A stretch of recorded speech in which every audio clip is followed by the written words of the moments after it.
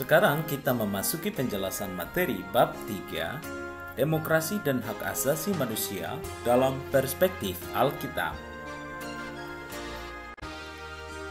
Pembahasan mengenai demokrasi dan HAM dalam perspektif Alkitab bertujuan memberikan bimbingan kepada kamu mengenai demokrasi dan HAM yang mengacu pada ajaran Alkitab. Isi Alkitab dapat dirangkum dalam kalimat ini: kasihilah Tuhan Allahmu dan kasihilah sesamamu manusia. Karena kasih kepada manusia, maka Allah menciptakan, memelihara, menyelamatkan, dan membaharui manusia. Untuk itu manusia dapat menanggapi penciptaan, pemeliharaan, penyelamatan, dan pembaharuan Allah baginya dengan mengasihi Allah dan sesamanya. Prinsip kasih ini amat berkaitan dengan HAM. Intisari dari demokrasi dan HAM adalah jangan menyakiti sesamamu manusia. Dalam cerita Alkitab, kamu dapat temukan bagaimana Allah memperingatkan raja-raja yang memerintah untuk tidak merampas hak rakyat jelata. Sebaliknya mereka harus melayani kepentingan rakyat. Para janda miskin, anak yatim piatu adalah orang-orang yang terutama harus dikasihi dan dibantu. Bahkan dalam kitab Amos 5 ayat 21-24, Allah menolak ibadah umatnya jika mereka tidak hidup adil dan benar di hadapan Allah dan sesama manusia. Belajar tentang demokrasi dan HAM melalui cerita kehidupan.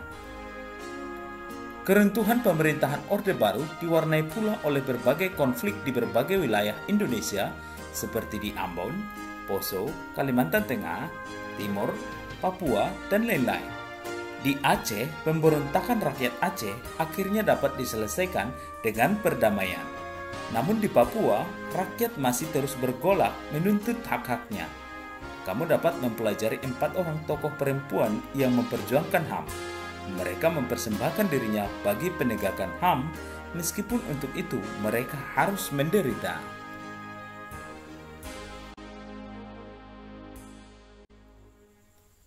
Pertama, Aung San Suu Kyi. Aung San Suu Kyi adalah seorang perempuan yang tak pernah lelah memperjuangkan terwujudnya demokrasi di Myanmar atau Burma.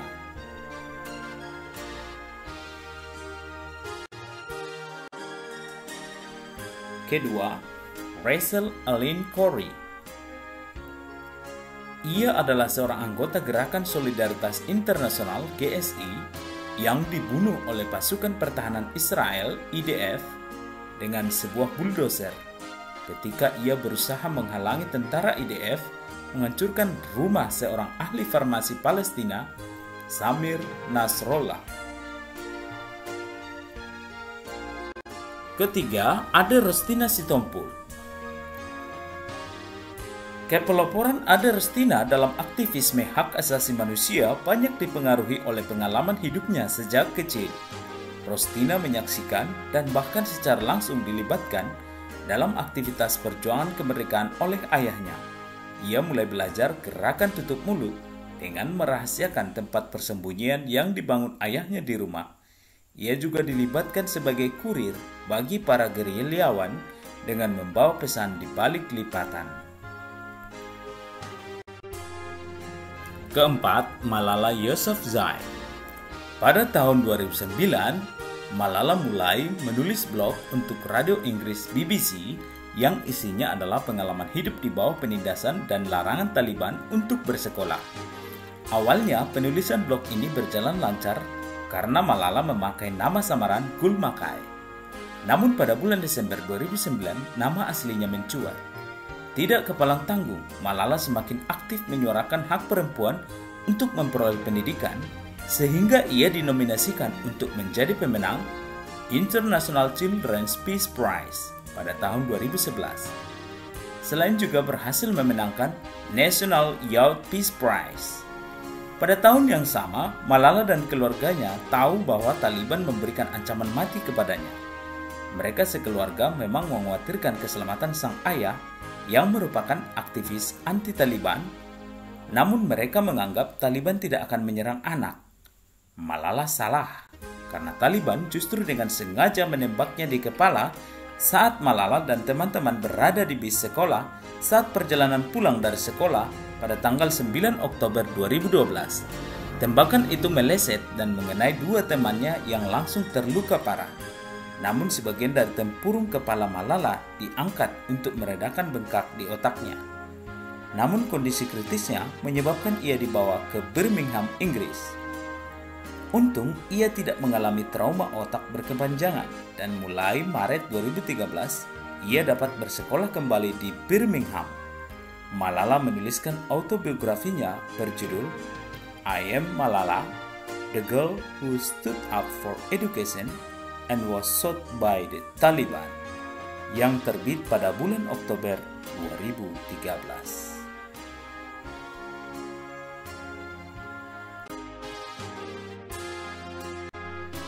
Kesaksian Alkitab tentang manusia. Hubungan manusia dengan Allah menurut Stott, manusia yang diciptakan menurut gambar ilahi mencakup kualitas-kualitas rasional, moral, dan spiritual.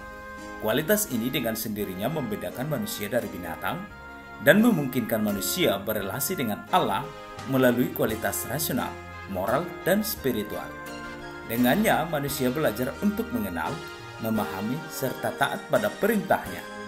Selanjutnya dikatakan hak manusia untuk beragama, menyiarkan agama, menjalankan ibadah agama, kebebasan untuk berpikir, berbicara, mengambil keputusan menurut hati nurani, semuanya berada dalam kaitannya dengan hubungan manusia dengan Allah.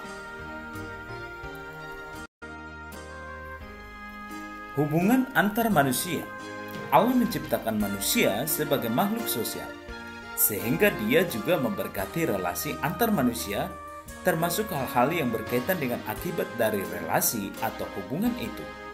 Dengan demikian, hak manusia untuk berelasi, bersahabat, menikah, serta membentuk keluarga, hak untuk berkumpul dan mengemukakan pendapat, hak untuk diterima dan dihormati tanpa memandang jenis kelamin, usia maupun status sosial, berada dalam lingkup hubungan antar manusia yang diberkati Allah.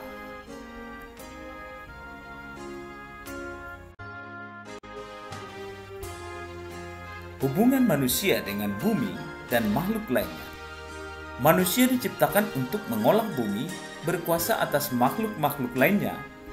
Dengan demikian, manusia diberikan hak untuk bekerja, memiliki karir, hak untuk beristirahat, hak untuk memperoleh sandang, pangan, dan rumah yang nyaman dan sehat, hak untuk bebas dari kemiskinan, keterbelakangan, dan hak untuk menikmati udara dan air bersih.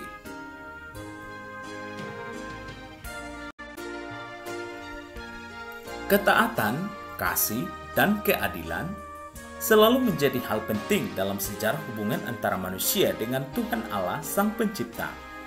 Jika manusia melakukan kejahatan terhadap sesamanya, maka Allah akan menegur dan menuntut pertobatan dari manusia. Dan jika manusia tidak bertobat, maka akan mendatangkan hukuman. Sebaliknya, jika manusia sadar akan kejahatannya, kemudian bertobat, maka akan terhindar dari hukuman. Dalam cerita-cerita Alkitab, umumnya raja yang menyalahgunakan kekuasaan dan otoriter cenderung melakukan penindasan terhadap rakyatnya. Alkitab banyak membahas tentang raja atau pemerintah yang harus mengabdi pada kepentingan orang-orang yang dipimpinnya, serta memberlakukan kasih dan keadilan. Contohnya, Raja Daud yang bersikap rendah hati dan menghormati Raja Saul meskipun ia berlaku jahat terhadapnya. Kemudian Raja Salomo yang bersikap adil dan bijak terhadap rakyatnya.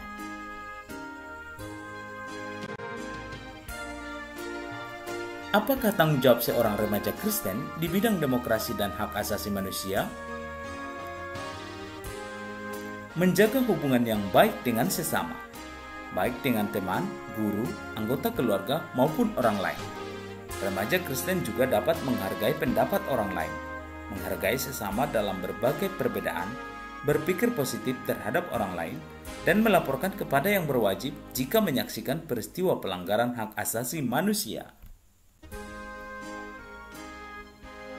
Manusia tidak hanya diberikan hak asasi oleh Tuhan, tetapi juga kewajiban asasi. dalam setiap hak diikuti oleh kewajiban. Manusia yang diciptakan sebagai makhluk rasional, bermoral, dan spiritual dengan sendirinya memiliki kewajiban moral. Kebebasan atau kemerdekaan sejati itu terwujud dalam rangka tanggung jawab. Dalam Galatia 5 ayat 13, Rasul Paulus mengatakan, "Saudara-saudara, memang kamu telah dipanggil untuk merdeka.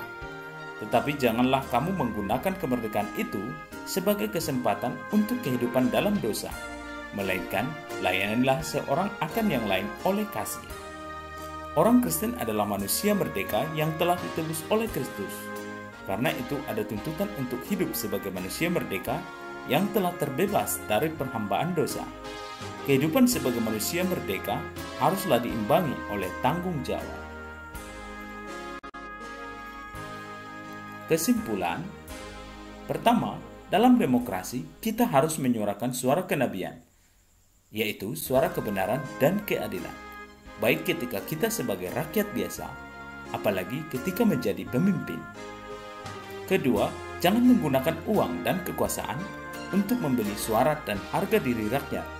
Demikianlah rakyat juga jangan menyalahgunakan hak suaranya dengan menjual harga diri dan menerima uang suap. Ketiga, menginjak-injak sesama manusia yang adalah ciptaan Allah berarti juga menghina dan melecehkan Allah sendiri. Itulah sebabnya sangat penting bagi orang Kristen terlibat dalam kegiatan-kegiatan yang berkaitan dengan demokrasi dan hak asasi manusia.